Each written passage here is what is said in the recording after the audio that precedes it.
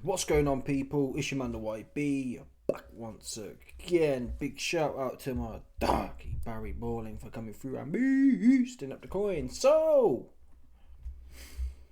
another juicy bites the dust, man. This is unbelievable. Here's the leaked photo.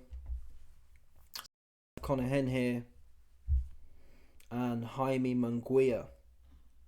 Now, Jaime Munguia's come out and said, "Oh, no, Conor Hen didn't give me a basket full of eggs before my fight. I swear I didn't do nothing." Oops, busted. We got the pictures, man. This is leaked right here. Yeah? This is leaked right here. We got the satellite photo, man. You got caught slipping. Busted. We got your ass, man. Why is Conor Hen involved? That's the question we need to start pondering, folks. Why is Conor Hen involved in every doping allegation, allegedly? Yeah? Some people are saying Conor Hen's involved in every single boxer who doping. Look at this here. Look at this here. Conor Hen plugging up Jaime Munguia with the moody eggs. Anyway, let's get to the facts of the case. Bosh, here we go. VADA informed all relevant parties Wednesday that Jaime Munguia's A sample returned an adverse analytical finding for exogenous origin of testosterone metabolites following a urine sample on May 4th when he defeated Bruno Ceres, sources told The Ring. Munguia has 10 days to request an analysis of his B sample. Okay, Munguia defeated Ceres in the super middleweight match after getting sparkled in a shock defeat. Alright, so what do we have to say about this? Yeah? Munguia has released a statement here. Statement. Throughout my boxing career, I have undergone numerous anti-doping tests and have never tested positive. I was tested twice during his training camp and both results came back negative, which is why receiving the notification of an adverse finding has been a complete surprise to me. He goes on, several experts have explained that there are multiple ways of contamination can occur, and I am fully willing to undergo any retroactive or future testing to demonstrate I've always been a clean athlete. Okay, so the experts thing. Listen, man, when you got money, and even if you don't have money, all you need is a lawyer. When you got a lawyer, they can always say something. Yeah, you don't even necessarily need to have been eating some juicy food. All you got to do, yeah, is find a source. That's what Canelo did. When Canelo popped dirty, he found a source of moody Mexican beef. He wasn't even eating the moody Mexican beef, man. You think Canelo's eating moody Mexican beef? Forget about that. But all you don't even, see what I mean? You just find something that is tainted, that plausibly you could have been eating. Oh, yep.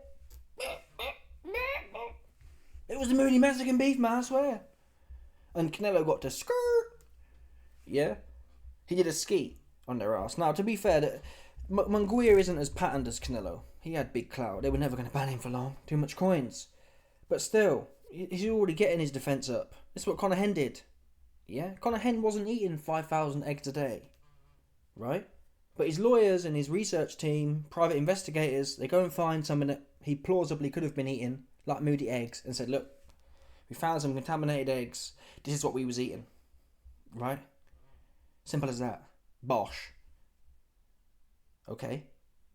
So, what I find funny is, well, he says several experts have explained there are multiple ways of contamination. He wouldn't necessarily know what it was at this point, but he's already setting up the okie doke. He's already getting you ready for, bosh, it was this, bosh. He's already getting you ready for, Conor, and this is probably the best defence. If I was advising Jaime Munguia on his defence, I'd use his defence. I'd say, listen, the truth is, I went round Conor Benn's house for dinner and he cooked me a 50 egg omelette and I ate every last bite. I'd pass the buck to Conor Hen. That's what I'd do if I was in his position. I'd say, listen, you've got me. I must confess, for the last 8 weeks of training camp, I was going to Conor Hen's house every night for dinner, and every night I had a 15 egg omelette. Okay? That's what I'd do, and I'd use this picture as evidence. Look, I thought, and then if I was Munguia, I'd be saying, I did think it was odd. Why is Conor Hen keep inviting me over for massive omelettes? But now we know why. Yeah? Now we know why. Why is Conor Hen bringing me a basket full of eggs for, man? I didn't really put two and two together before now. Oops. Busted. But no, on a serious note, well, it's all serious, but what I was going to say was, Munguia mentions, oh, I've had many fights and I've undergone many tests and I've never tested positive before. That holds true. For example, if a fighter's always winning, it kind of makes sense that why would he suddenly take gear for? I think the issue is when you're coming off a loss. And I think Ryan Garcia was doing that. I looked into the scientificness of the Ryan Garcia case. At the time, I wasn't sure he was on the gear. I don't know what to believe. I don't trust none of these pagans anyway. I didn't think it made sense that you take a long half-life, a long acting.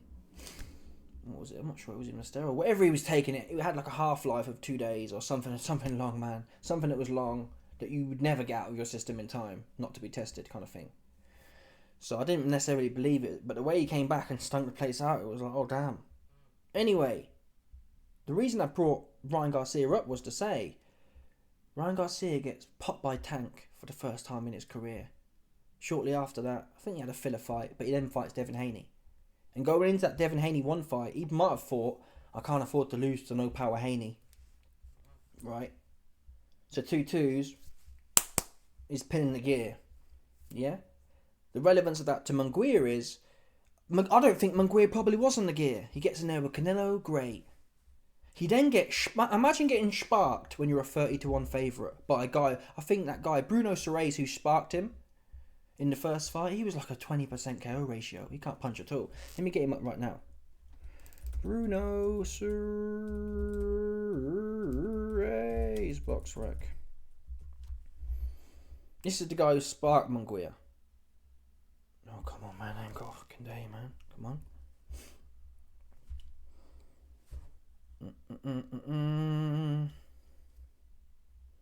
Oh my god, it's even worse than I thought it was. 19%, right?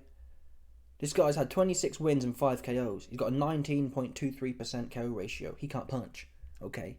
So imagine you've been clean your whole career and then you get comatosed from 1 punch by a guy who can't punch, categorically. What does that do to your psyche? If there was ever a time to start pinning some gear, it's probably after you've been Amir Khan'd. The way Munguia went down was like Amir Khan versus Canelo. Yeah, his nervous system took over. He wasn't conscious. So that's probably when, if I was going to start doing gear, man, yeah, I'd hop on it after I got sparked by a dude who's like Paulie Malignaggi. I think Paulie Malignaggi had a higher punch KO ratio. Let's have a look at it quick, just for the shits and gigs of it. Paulie Malignaggi. Oh, I spelled it wrong, whatever. So Bruno Soares is 19%. I'm not even sure I've ever seen a percentage that low, to be fair. Come on, man. About the 5G, man. Oh, yeah, Paulie was a bit more. Paulie was 19.44. Bruno Soares was 19.23. So even Paulie Malignaggi hit harder than this guy, man. And you was convulsing. I'm not even taking the piss. That's what happened, though. I'm just saying what happened. He was sparked, okay? So he's not really winning me over with that narrative. Oh, well, what? I've been clean my whole career. Yeah, you've never been knocked out by Paulie Malignaggi, little nephew, though, before. So it kind of riddles with me that, yeah, you probably did top up, man. Not to mention, we've also got... Shocking. I can't really comment on it, but yeah, it's pretty... We've also got this one here. Is it a coincidence? Jaime Munguia for this camp was teamed up with Canelo's trainer, Eddie Reynoso. Yeah? Munguia trains with Eddie Reynoso for the Soares rematch. You can see it here on the 25th of March on the Ring magazine. Munguia is training with Canelo. He's training with Carrot Top. Oops, busted. At the end of the day, there is a trend. Who else was it? Well, Ryan Garcia, I don't think he was with... He wasn't with, what's his name? I keep forgetting his name. Eddie Reynoso. For the Devin Haney fight. But there's I think there's more people. What's the other guy's name? The one that Shakur Sleepmanson fouled. Was it Valdez? Let's check this quickly. Because Valdez was definitely with Canelo's trainer at one point. Oscar Valdez positive test. Oh no! Oh no! Another Eddie Reynoso athlete. And in fact, I should have saved. There was a list of man. Maybe my doggy sent it to me actually. Let me check. But it was a list of man. I've only remembered how many names. Canelo, Munguia now, Oscar Valdez. There was about 10 names on there. And they all popping. Yeah? Let's check this leak here. For my doggy. MMJRS, man. You put me on, you best believe it. Let's see if we can find the leak somewhere. Where's this leak at, man? No, must have. Maybe it was in the comments, actually. Maybe it was in the comments. Here we go. Team Reynoso. Juice.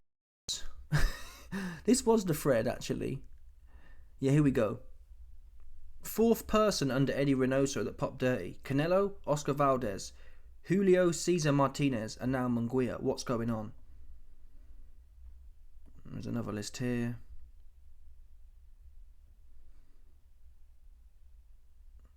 So, there's 4 names, man. And maybe it is the case that that Munguia didn't know nothing about it. It seems everyone who goes there, they pop in something. At the time, Oscar Valdez was a top fighter. He was like in the mix. He fought Shakur Sleepmanson. So it's hard to argue you're beating the case. Yeah? To be fair to Conor Henn, I don't think... I know Munguia is going to use it. Oh, I was at Conor Benn's house every night for dinner and lunch. Yeah? I don't know why we were eating eggs all the time. He's going to use that defence. But I don't know, bro. It looks like it's this one here. Where's that big dude? Where's that big dude at? I can't even find him now.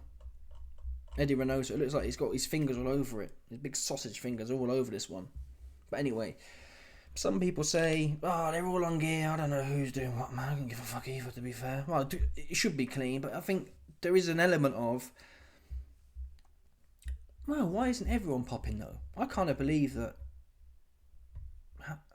I don't know how gear doesn't end up. You know when you piss in the toilet, yeah?